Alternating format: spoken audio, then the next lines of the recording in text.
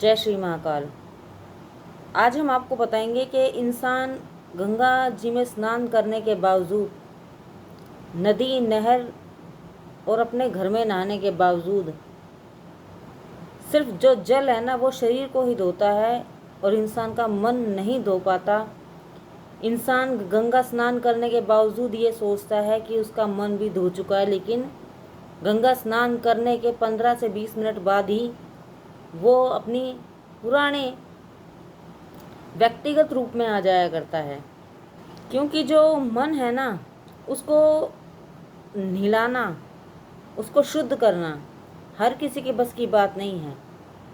इंसान स्वयं को कितना भी चालाक समझ ले, कितना भी अपने आप को सही दुनिया के आगे घोषित कर दे, पर उसका जो असली रूप है वो 3 रूपों में परमात्मा को दिखता है। पहला रूप जो वो उसका खुद का होता है, दूसरा रूप जो परमात्मा के आगे होता है और तीसरा रूप जो उसका संसारिक रूप हुआ करता है।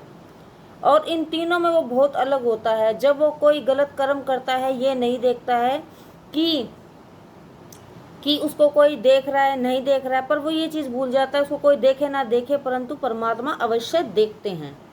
इंसान खुद को अच्छा दिखाने के लिए दुनिया के आगे ऐसे ऐसे कर्म कर देता है कि जिसका भुगतान करते समय उसकी अंतरात्मा कांप जाया करती है।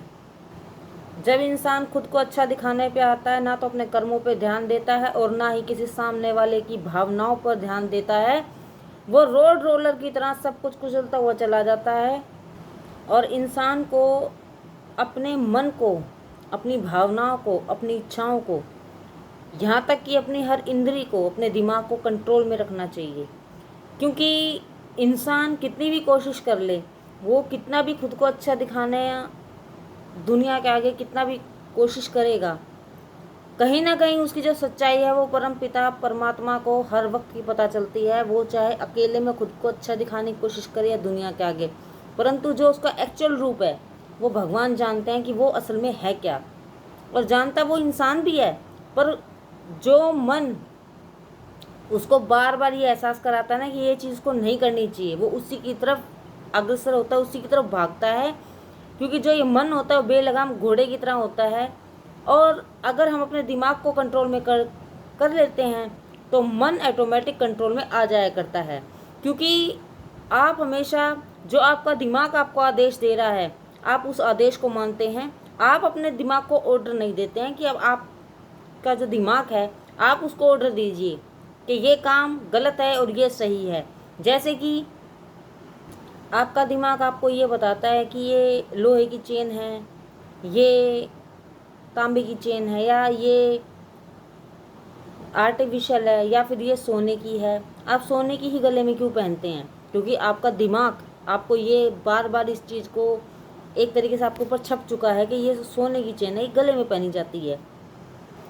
यूट्यूब पर बहुत सी वीडियो हैं कि ऐसे करो मन को कंट्रोल करने के लिए, लेकिन जो असली जो कारण है उस कारण को कोई नहीं पकड़ता है। कहते हैं मन की बकबक को बंद कर दिया जाए। मन की बकबक बंद होगी कैसे? बिल्कुल नहीं हो सकती। क्योंकि जब तक आप अपने दिमाग को ऑर्डर नहीं दोगे, आप अपने दिमाग को अपने अनुसार नहीं चलाओगे, तो आपका मन कैसे मान जाएगा? इंसान को अपनी ओवर थिंकिंग पे काम कुछ इस तरीके से करना चाहिए अपने मन को पवित्र रखने के लिए कि वो जब भी उसका मन उसको किसी चीज़ के लिए टोके तो उसके अंदर इतनी हिम्मत होनी चाहिए कि वो उसको रोक सके। और रोकने का मतलब ये है कि जहाँ भी वो किसी गलत चीज़ को राइट वे में बता रहा है, वहीं आप रॉन्ग वे में कर दीजिए कि नहीं, मुझे ये काम नहीं करना है, इससे मुझे ये तकलीफ़ हो सकती है। जब तक आप अपने मन को, अपने दिमाग को ऑर्डर नहीं दोगे, जब तक आप कुछ नहीं कर सकते। आपके कर्म गलत होते चले जाएंगे।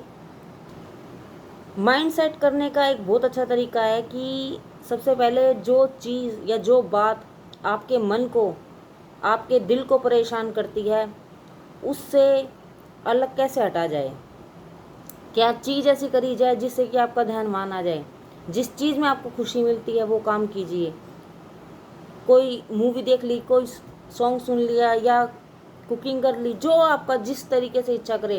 क्योंकि इंसान है ना, खुद का ही दोस्त होता है, खुद का ही दुश्मन होता है। वो खुद चाहे तो कुछ भी कर सकता है, लेकिन ये है इंसान है, वो सुधरना नहीं चाहता।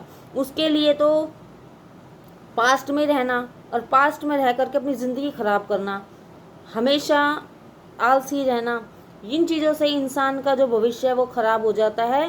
क्योंकि जो बीत गया वो आपके हाथ में नहीं था, जो आज है वो आपके हाथ में है, और भविष्य है, आने वाला जो कल है वो भी आपके हाथ में है।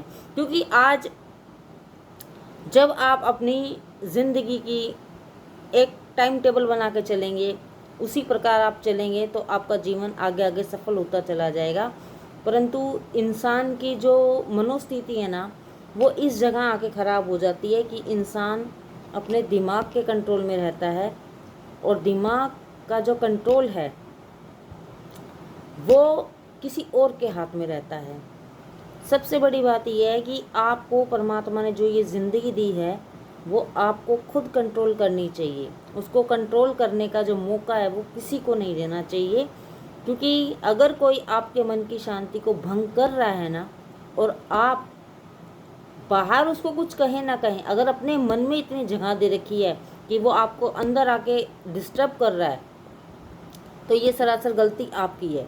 ज़िंदगी आपकी है, आपको देखना है कि आपके लिए क्या अच्छा है और क्या बुरा है। अगर इंसान पहले 3 स्टेप से बताएंगे कि इंसान अपने मन को, अपने दिमाग को कंट्रोल में कैसे कर सकता है और अपने मन को पवित्र कैसे रख सकता है। देखिए, बिना आध्यात्मिक स्तर में आए बिना, जब तक इंसान परमात्मा से नहीं जुड़ता,